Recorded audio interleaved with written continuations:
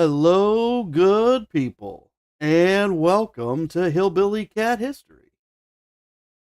We're still walking through this phone call between Red West and Elvis Presley.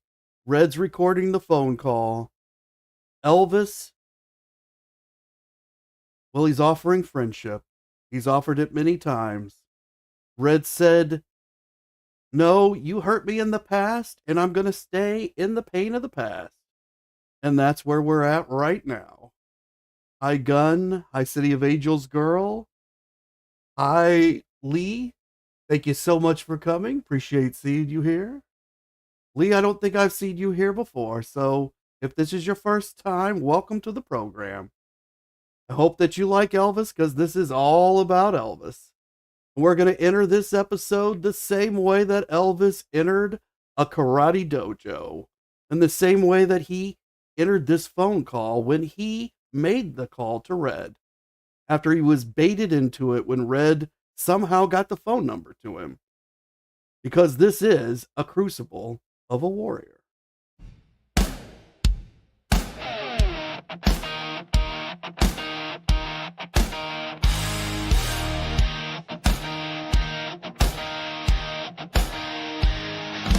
Born in the fire, Evansville flame, hammering Hank called out his name. 16 and airborne boots in the dirt, jumping through walls, so baptized and hurt. Karate in Japan, fists like steel, champion of honor, deadly and real. Sensei, a warrior's no room for doubt. You wear the G or you train and come back. Your eyes a crucible, baby, not a showbiz belt. You bleed, you break, you feel a warrior's spell. Elvis hit the mat, but he rolls with the roll. Sneer in his soul, ready for war. It's burning, burning, burning through the pain. Crucible of a warrior, forging Hank's domain. 30 throws, not dances a fight. Bones to set, boards shattered on sight. Shoot oh elbow, fingertip flame. Every strike a prayer, every K a name. 6 weeks of fire, no cameras, no fame. Just sweat and bruises, no one played tame. Saw came in, fist like a stone, said put him down, break ribs if it's known. It's a crucible, baby, not a velvet crown. You fall, you crawl, but you don't stay down. Elvis hit the mat, but he rose with the roll. Sneer in his soul, ready for war. It's burning, burning, burning through the pain. Crucible of a warrior, forged in Hank's domain.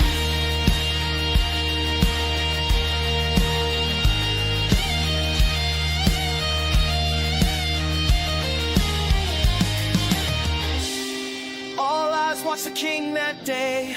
Would he crumble or would he stay? But Hank saw it, war in his eyes. Not a quitter, but a fighter who rise. From Hollywood lights to dojo dust, Elvis earned it not on fame but trust. No stunt, no script, just grit and bruise. Black belt truth, not a headline roots. A crucible, baby, not a stage or set. You earn every inch, every beat of sweat. Elvis hit the mat, but he rolls with a roar. Sneer in his soul, ready for war. It's burning, burning, burning through the pain. Crucible of a warrior. Yeah, burst through the fire, broke through the fear. The dojo legends and kings stood clear. Crucible of a warrior. Elvis was here.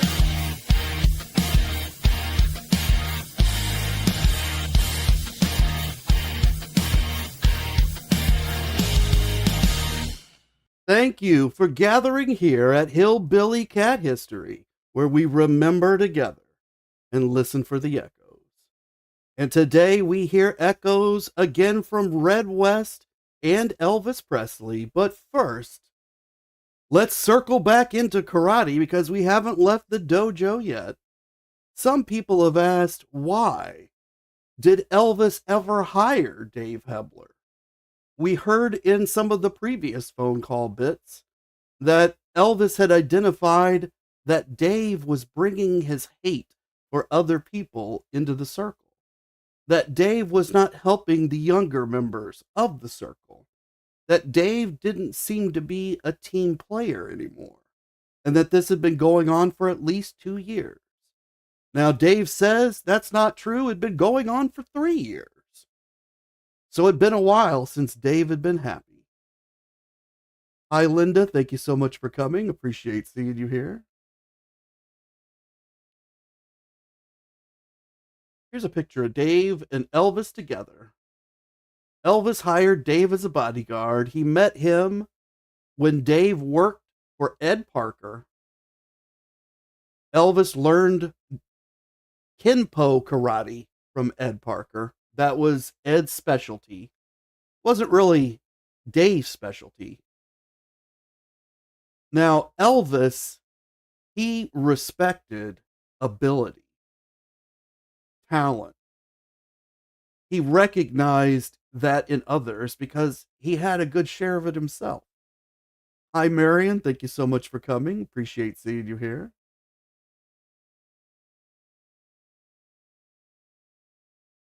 And when Elvis saw Dave, and Dave demonstrated some of his moves, Dave can hit a man, or could at that point in time. He could strike a man 7 times before that opponent could blink. Dave was fast. Dave was deadly. Dave was accurate. Dave knew how to make those 7 strikes count. Elvis was highly impressed.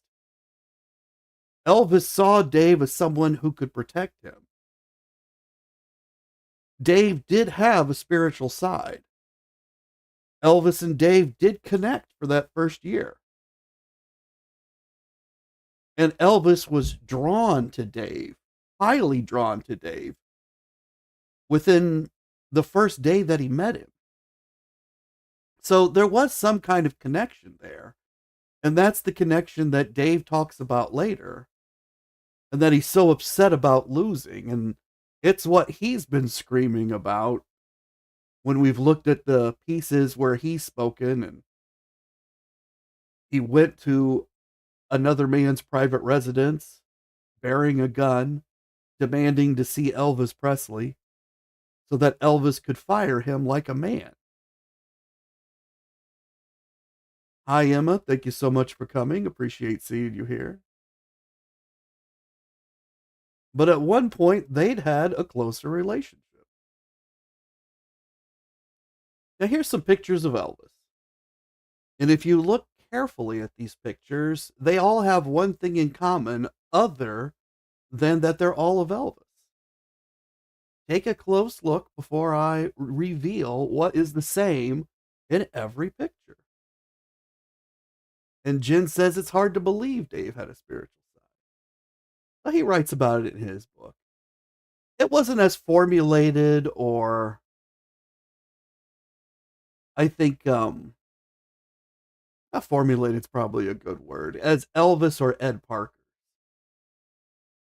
It wasn't written down anywhere, but in order to reach the kind of skill level that Dave had, he was able to meditate. He was able to reach the zone. He was able to channel that creative power that we saw talked about by Joseph Benner in the spiritual series. And that's what drew Elvis to him. Hi, Terry. Thank you for coming. Appreciate seeing you here.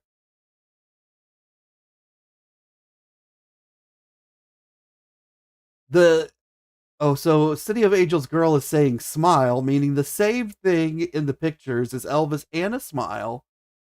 That's almost true. There's a couple here where he doesn't have a smile. And Linda says Dave was a bully. And don't want to be negative, but when Frank Skinner talks about Dave, it's scary. Elvis grew to think that Dave was a stirrer in the inner circle. Red West Secret Recording says it. That's exactly where we're at. Elvis has just told Red that Dave's an issue. And that's kind of a problem for Red, because Dave might be sitting next to him as they're making this recording. And at first, Red thought it was very funny. And then he just suddenly changed his mind. And someone went and flipped the television on. I wonder if that was Dave and he got mad and he went to watch the television. Now that's wild speculation on my part. I'm just saying we heard that television flip on. We heard somebody dialing a phone. Early in the call, we heard a dog. I don't think that dog was theirs. I think it was just in the hotel, but who knows? Maybe they had a dog there with them. And Gunn says to give a hint. Well, there's one piece of his anatomy that you can see in every one of these pictures. And there's something around it. And it's round. And so if you look closely at all the pictures, they all have Elvis wearing the same medallion. It's not on a chain, it's like on a leather thong or a string, and it's got some beads on it. So if you look carefully, you can see that medallion in every image that's on the screen. City of Angels girl says Dave Hebler continues to talk bad about Elvis. Well, he continues to give the same story. Now to Dave, I don't think Dave actually believes he's saying bad things about Elvis. That for Dave, this is the real deal. And I think that's true for Red and Sonny as well. They believe what they're saying. For this is the truth. And it shows you how skewed their perspective was and why Elvis is trying to turn them, at least Red, around, and ultimately why they're not able to come back and why Elvis had to make all these decisions.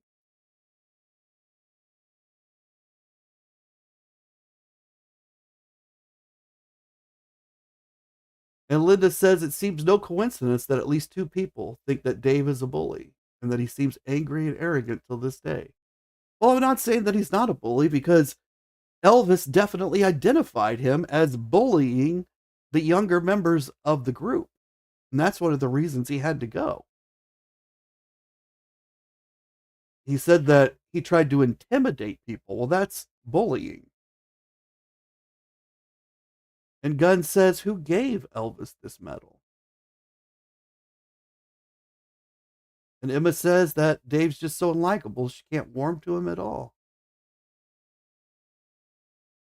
Well, who did give this medal to Elvis? Turns out it was Dave Hebler. And here's the medal itself. It's got that sign of that fist on it. We saw that in the karate series. So if you missed the karate series, make sure that you head back into the archive. That's the channel. Hit the live streams, and eventually you'll be able to make it back to the karate series. I think there's a playlist for it too, under playlists. And you can learn all about Ed Parker and Connery, Jürgen Seidel. I can't remember exactly now. But this is the medal that it didn't cost a lot. It is just I think it's bronze, maybe. Don't really know. It's just a medallion.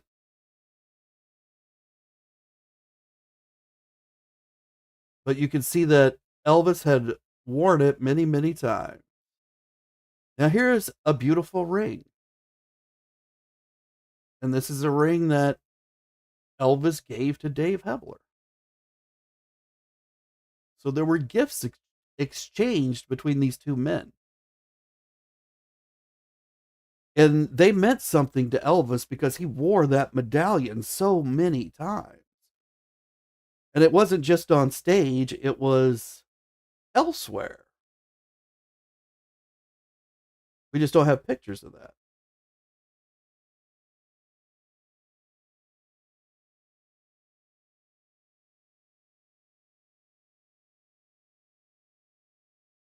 Here's a TCB necklace. And I know what you're thinking.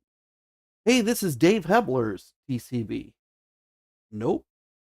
This is not Dave Hebler's TCB. And City of Angels girl is asking, is that the medallion Elvis wore with the Star of David and the cross? Maybe, but I think that one might have been like a Noah's Ark and I think it had maybe a Mother Mary on the front, because he had a few of these cheaper medallions, but he may have been wearing this one at the same time as the others.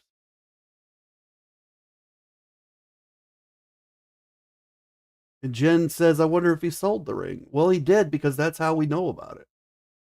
That's how it's out in the world. And Gunn says, if he wore it so many times, didn't he say he didn't trust Dave Hebler on the phone?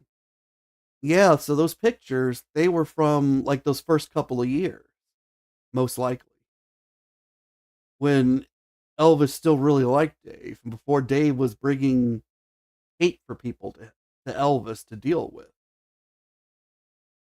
So that was probably pictures of the way their relationship had been. What both men are mourning, but which Elvis is truly mourning for Red. I think he's given up on Dave, according to what we're hearing in the phone call. Although he kind of stretches out, and maybe if Dave could turn around and Red could tell him how to do it, then maybe he could bring Dave back. But he doesn't sound like that on the call. And Terry says Dave doesn't deserve this TCB necklace. And Gunn says so he once liked Dave until exactly. He loved Dave. He saw something very special in Dave. He thought they shared something spiritually. He feels like Dave has tricked him about this spiritual part.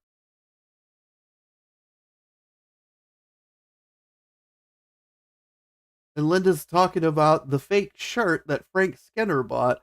That's its own deal, which is very interesting, and maybe we'll look at one day. And Dave does get very angry, saying that he never said it was the shirt that Frank thought he was buying. He just said it was one of Elvis's shirts. And what that means is Elvis used to throw stuff out of his closet and the guys could pick it up, like Marty. Marty picked up a lot of stuff. So did Dave.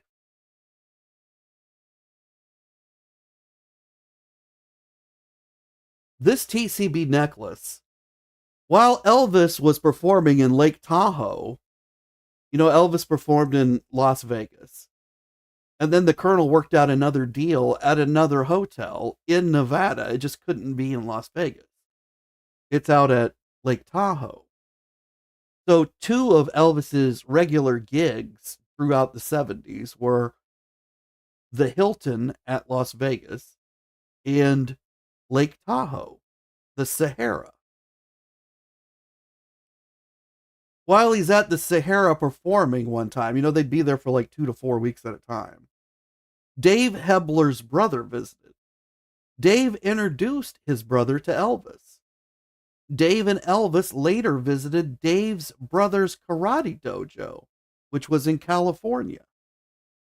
And Elvis gifted this 14 karat TCB gold necklace to Dave's brother, which probably means Elvis brought it to the meeting with the intention of giving it to Dave's brother. Which is, I think, really a statement to Dave. Dave, your family is my family. So again, I don't know exactly when this was. I feel like it must have been earlier in the relationship. And Linda says she believes Dave is a con man and wouldn't trust Dave as far as she could throw it, which wouldn't be far. Hi, Manny. Thanks so much for coming. Appreciate seeing you here. And City of Angels Girls reminds us that today would have been Lisa Marie Presley's birthday. Happy birthday, Lisa. That is true. And Emma agrees that Dave is a con man.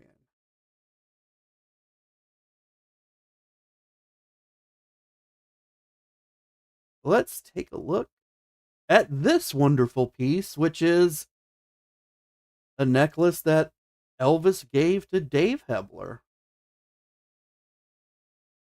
Just another beautiful, wonderful piece of jewelry.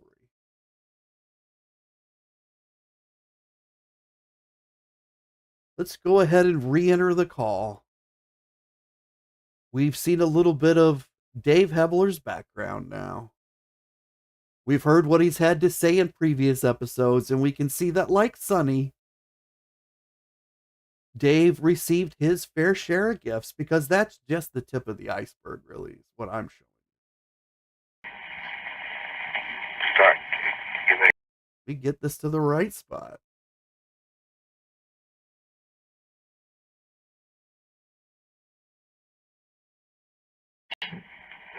I should talk to you and let you see my side of it. Yeah. Well, I appreciate that. You know, that's what I wish we'd have done at the very first, you know. So Elvis, he's saying in this part that he's called so that Red could have a chance to see it from his side. He says, I just felt that I should talk to you to let you see my side of it. And Red says, well, I appreciate that. That is what I wish that we had done at the very first, you know. Now, at the beginning of this phone call, they both agreed that they had not communicated in at least a year. Awful hard to talk this through if you haven't communicated for a year. And that's really, I think, what Red's saying, is that neither one of them had talked for a year. Now he's wishing they could have done that at the very first. When is that very first? Was that at the beginning of that year where they stopped talking to each other? Or was it the moment that Red got fired, or the moment that Elvis decided Red would be terminated and started the machinery into motion? And Linda says, how dare he write a book with the West? That Dave only knew Elvis a couple of years, and that they are all disgraceful. And Emma agreed. Hi, Elizabeth. Thank you for coming. Appreciate seeing you here. And Red's going to go on to say, then I could have understood it better. So Red claims that's really the issue. It's not that he got fired, it's the understanding of the firing. And then he says, but you know what is done is done. That's Red telling Elvis, you've said many times on this phone call that maybe there's some way around this and we could work this out. You've hinted at it, because he hasn't said it outright. And now I'm hinting back very strongly, it can't happen. What is done is done. All the bridges are burned. You can't cross them again. You're being recorded. You're being recorded so that I can use you to make money. The very thing that I would have protected you from in the past. What's done is done. Red's going to say, go on from there. I just believe me, man, when I tell you that I wish you all the luck. So Red's going to take this phone call recording and turn it into whatever cash he can at Elvis's expense. And at the same time, he's kind enough to wish Elvis all of the luck. I don't know if that's good luck or is that bad luck. I could have understood it a little bit better. But, it's, you know, what's done is done. And go on from there. I mean, I just, believe me when I tell you, I wish you all the luck, and I hope you go right, you know, just stay right where you are, right on top for 40 more years, man. Really do. I mean that with all my heart. But I would like to see you get healthy, E. And you haven't been healthy in a whole while. Well. So here's a very, very interesting part. Red says, I hope that you just stay right where you are, right on top, 40 more years, man. Now, I guess he's referencing Elvis's age at 41. But Elvis has only been on top for about 21 years. So Not quite right, but I see what Red's saying. He says right on top, 40 more years. Man, I really do. I mean it from the bottom of my heart. This man is recording Elvis Presley, and he's going to use this recording to sell books about Elvis Presley that say bad things about Elvis. That will make it very difficult for Elvis to be right on top for even another year, let alone 40 more. But he says from the bottom of his heart, he really wishes that he does stay on top.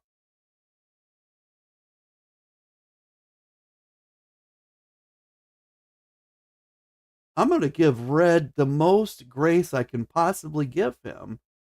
And this shows a man who does not know himself inside, who is not listening to himself, who doesn't understand that his actions and his words are in complete contradiction. Somehow he's reconciling this inside himself. Otherwise, he wouldn't be able to do both things at once.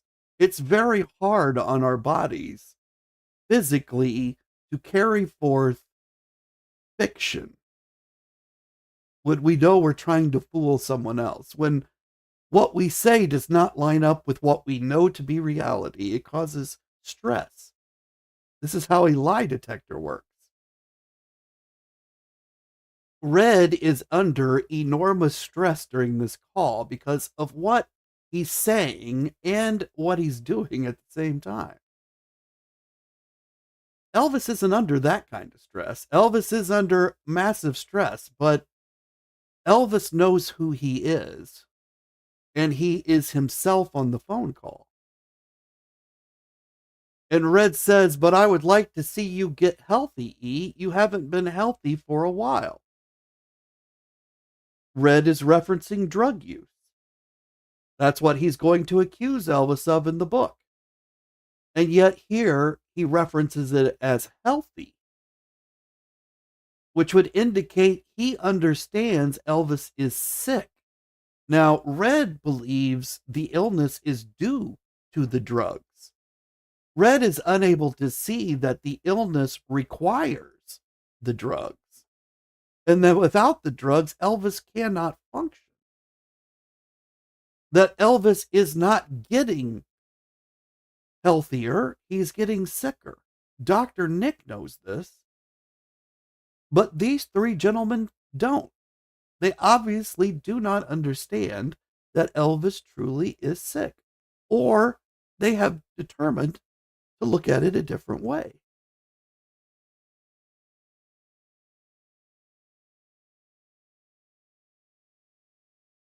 And Linda says that where she was, fans glued the pages together of Elvis What Happened in bookshops so that it couldn't be read. That's interesting. I've never heard that before.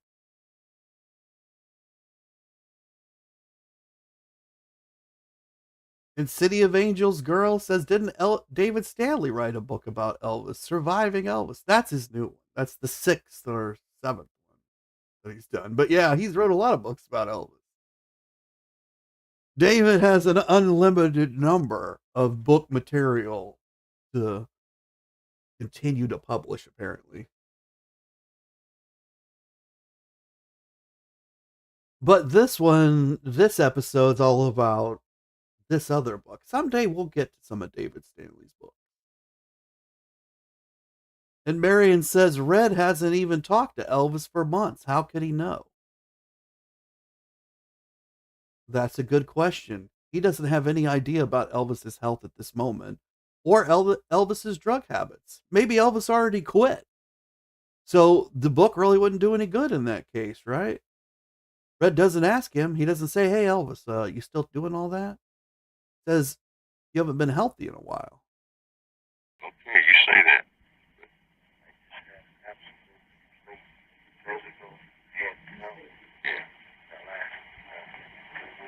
Okay. Well, I'm glad to hear you healthy. And all I think quiet, the Lord's love. Sure don't. Well,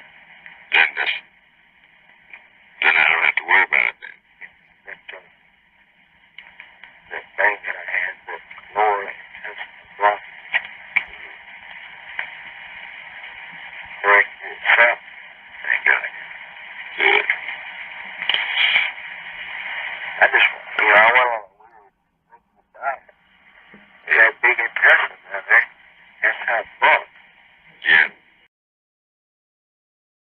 So Elvis says, well, Reddit said, you haven't been healthy, for a while. And Elvis says, oh, yes, I am.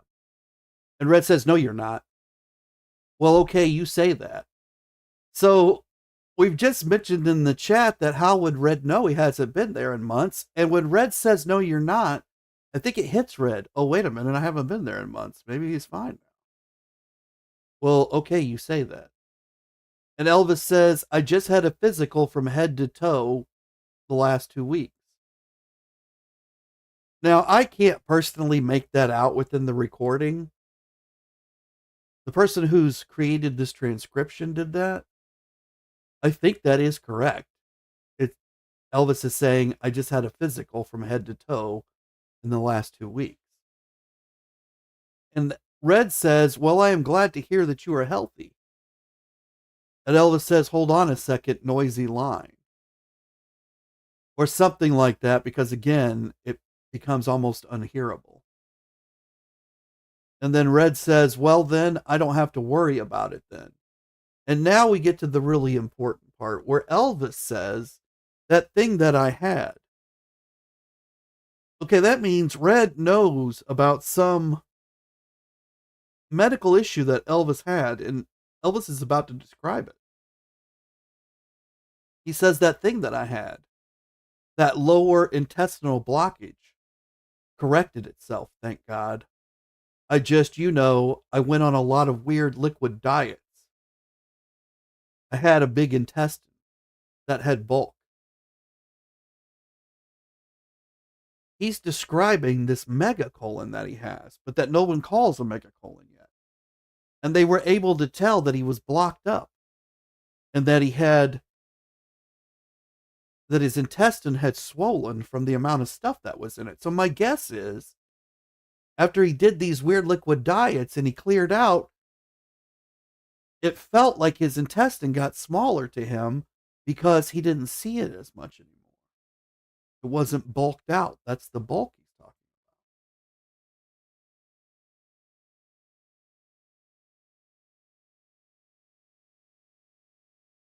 We're just catching up through the chat.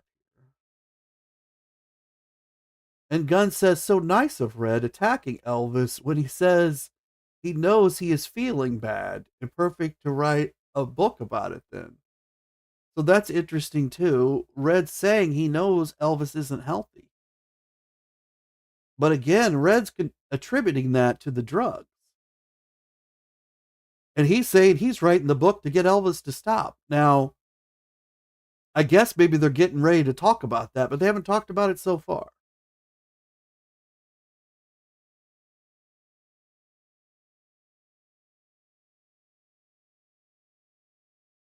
So Elvis is talking about this large intestine problem that he has. We know that Dr. Nick told him about a surgery and then they decided together not to do it. We know that when Elvis eventually passed away, the autopsy revealed he was blocked up with barium at that time. I don't know what caused Elvis's blockages before, but that makes you wonder if they'd done other tests with barium. But it also makes you understand why Elvis was not overly concerned on the day that he passed away about not having been able to have a bowel movement for at least a few days. That this was not the first time this had happened to him. This was something he went through. He'd been through it at least once, and he probably had been through smaller bouts of it, things that didn't concern him as much as the lower intestinal blockage. That sounds like he had to seek medical treatment.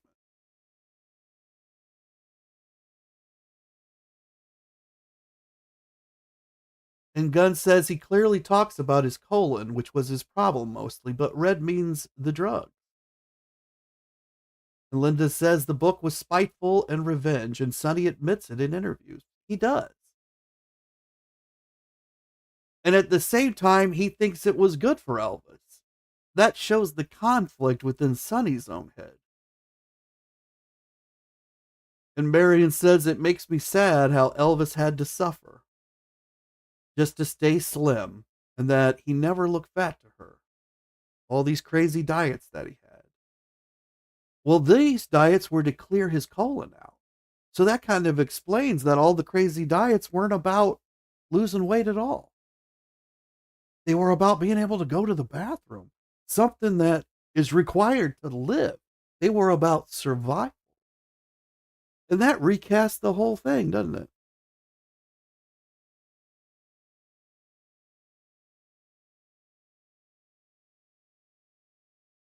And Linda says that Lisa also suffered bowel problems, that she had stated it.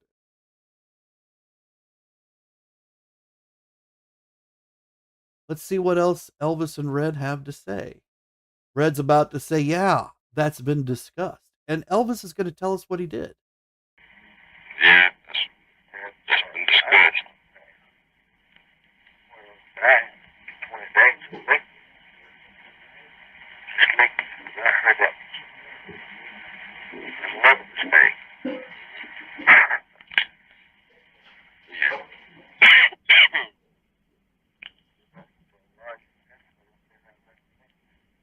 Yeah.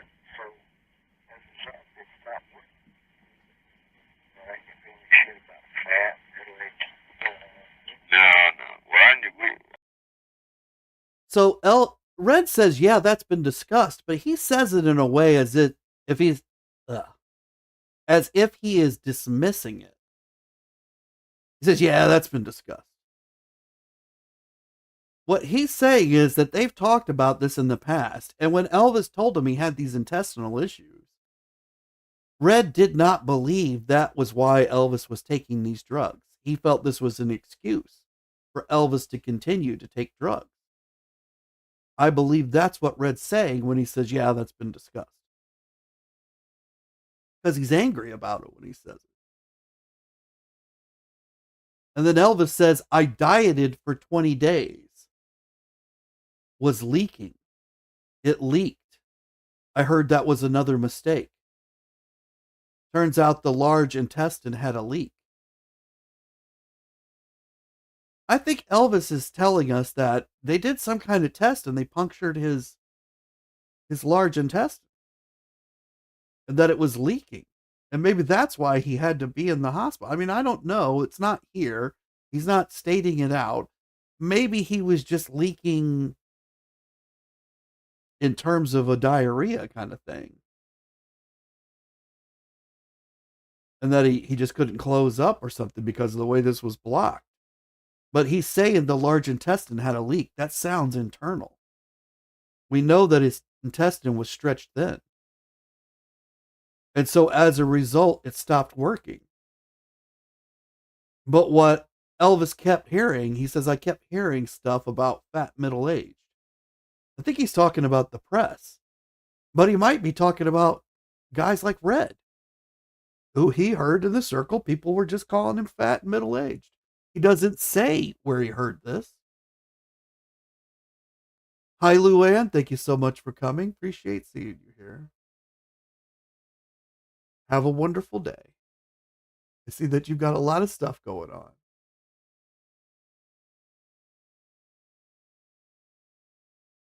So Elvis has real problems here, and Red's kind of dismissive about it, saying, you know.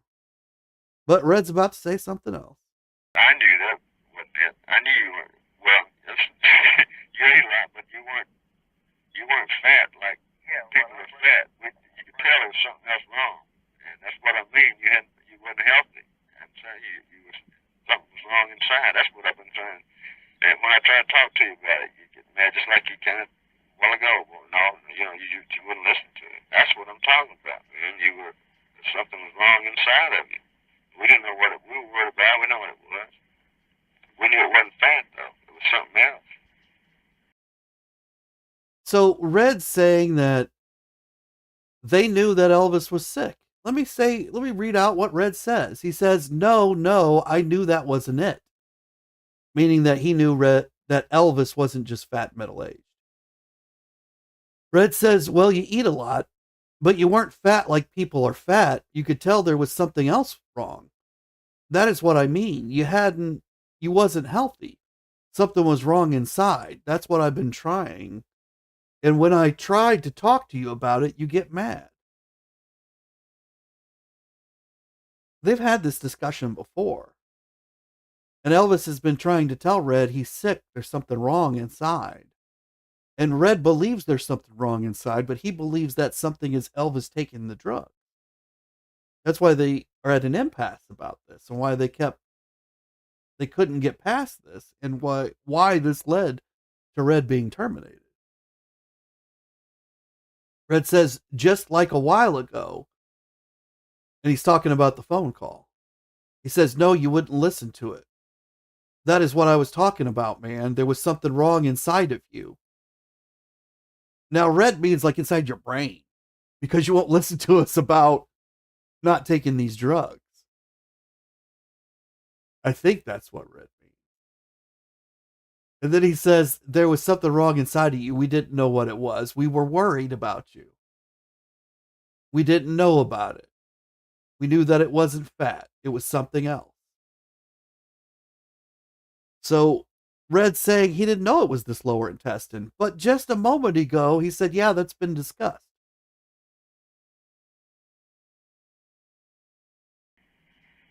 And you just... I thought that I told you, the lower intestine, they were supposed to undergo surgery. Yeah. Take part of it out. This is huge. Elvis says, I thought I told you that it was the lower intestine. Now, Red has just agreed earlier that that had been said. So Elvis takes what Red says exactly the same way that I read it. That Red's saying, oh, I didn't know it was the lower intestine. I didn't know there was a real medical issue going on. And then Red says, or Elvis says, they were supposed to undergo surgery and take part of it out. This is that discussion he had with Dr. Nick about the surgery. So this would have been a couple of years before he passed away, probably in 1975. Roughly a year before Red and Sonny and Dave are terminated. And Linda says these days Elvis may have been able to wear a colostomy bag. Or maybe he didn't want one if that was the possibility. So we had heard in a previous episode where Dr. Nick told us about the conversation they had, and Elvis was excited to do the surgery. And I think that means that Elvis was willing to risk the colostomy bag. Although the way Dr. Nick put it, it was supposed to flatten his stomach. That would argue against the colostomy bag. And it may be that that's part of the reason that Dr. Nick talked him out of it. Maybe he let Elvis know, I just don't see how you're going to get out of this without the bag. But the fact that Elvis was excited about it, I think was more than looks. He was in pain.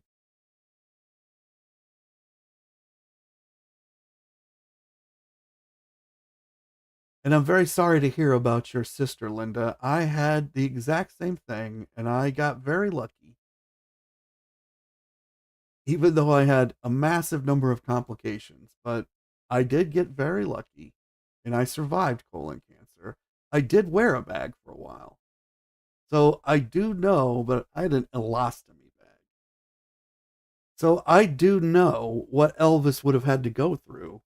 Although it would have been worse for him. It would have been so much worse. I also got very lucky and got to have the bag reversed.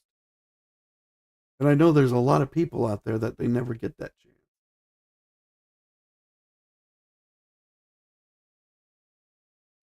And Gunn says, what does Red mean with sick? Did he really understand that he took pills because he needed them to function? It sounds to me like Red is circling around that. He's spiraling around it, and he he never lands on it. He remains convinced until he dies as well that Elvis was hooked on pills that he did not need. And Linda says Elvis was sick well before 76, so Red must have known that. I think that's what they're discussing right here. And Gunn says so Red understood and he still wrote the book and that it's so cruel. He seems to be saying it right here on the phone call that he knows Elvis has health issues and he wants Elvis to be healthy. Apparently, Red doesn't believe drugs can be part of that. Now, when we say drugs, we mean pharmaceuticals. They will accuse Elvis of having tried street drugs. But I think that if none of the doctors could offer Elvis any possible solution, and there were street drugs offered to Elvis in those moments, saying this will help you, I don't know that we can really blame Elvis because he had access to something that might have helped him and he tried it. Now, he didn't stick with it, which tells us that it did not help him. So if he did try it, it wasn't what he was looking for. And that would indicate, again, it has more to do with his health and probably pain.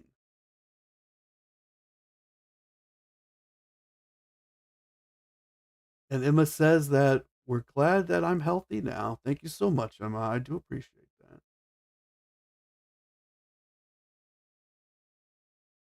And City of Angels Girl says that his circle thought Elvis was abusing the meds, but Elvis needed them. And he'd been in poor health since a child.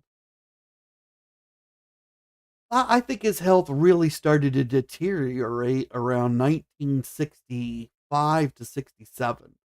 Is probably when that megacolon started, but I think it's probably linked to his enlarged heart and his enlarged liver, which are almost certainly linked together.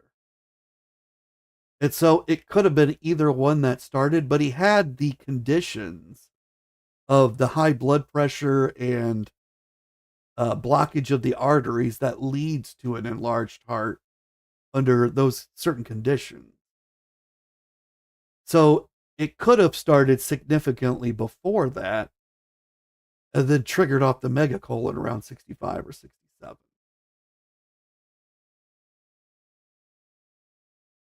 And Linda says that prescription medication is the correct word. Yeah, we're lazy here in America and we use the term drugstore and we talk about everything as drugs.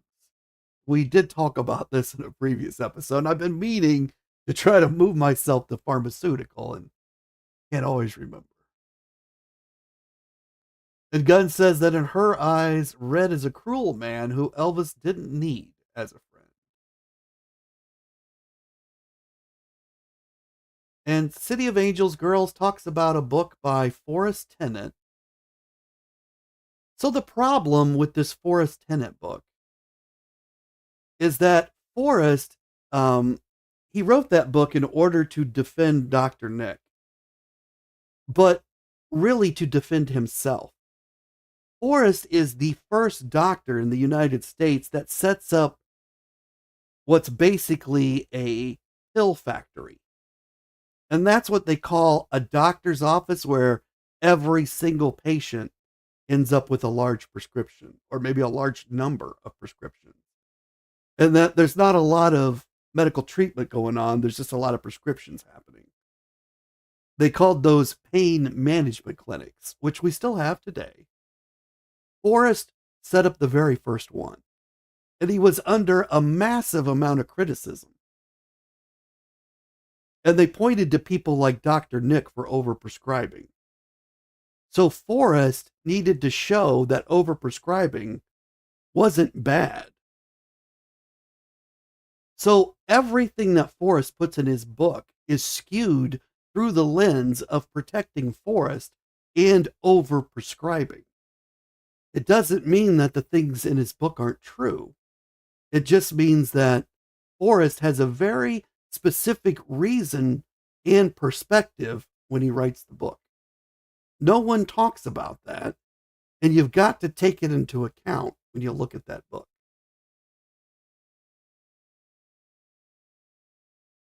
And Marion says that it's not easy to find positive things about Red. Well, it's certainly not in this time period. But if we went back 20 years earlier, oh, you would love Red. You would love him so much.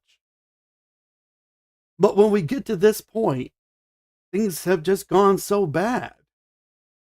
And if you knew how good Red was earlier, that's what makes this so tragic.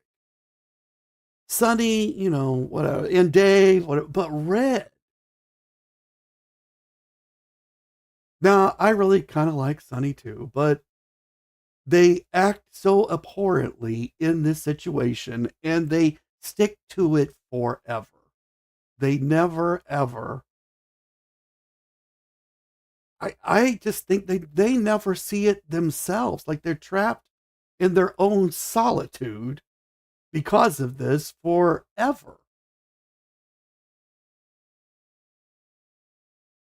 And Elizabeth says she knows a lot of people who do use those pain management centers.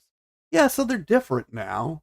They've definitely evolved, and the medical community has, taken them in. So it's different. But when Forrest started it, it was specifically to pump out as many prescriptions as possible to make the money from the prescription.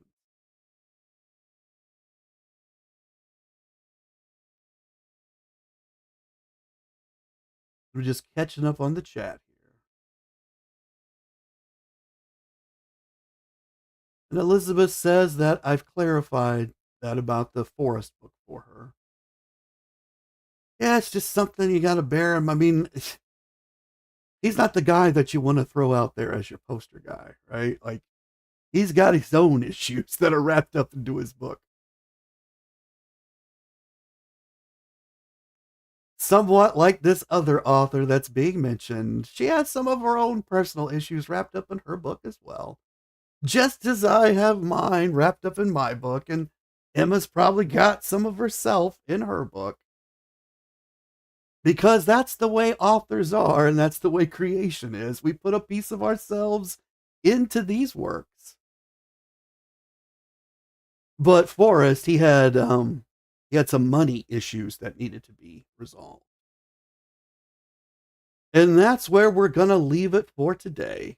We've come all the way through another hour. We've still got some of this call left. Probably about, I think it's like 11 or 12 minutes of actual call time. But you can see how much information we're pulling out of every section. The intestine stuff is right there. And we've already matched it to the Dr. Nick stuff that nobody has seen in 40 years either. So this group right here that's watching this video, we probably know more about what happened when Elvis passed away than almost anybody in the world that's an Elvis fan, even if they've read those other books, which I find amazing because it's been right in this material that's been available all this time. And until I see you guys all again,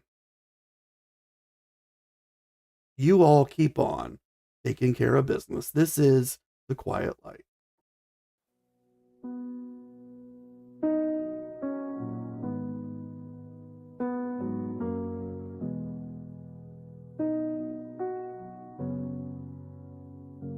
Beauty walks soft as a whisper, yet thunders like storms overhead.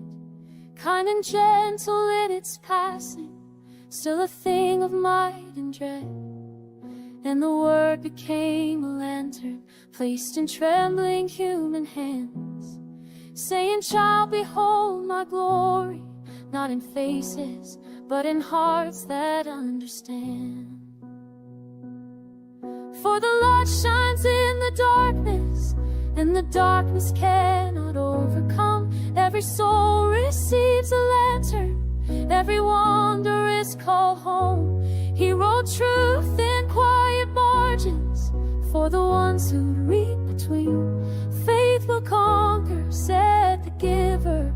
I am the light you've always seen. Beauty's not the mask we're wearing, not the mirrors feeding grace. Beauty burns within the heart space, kindness casting God's own shadow on the contours of a face.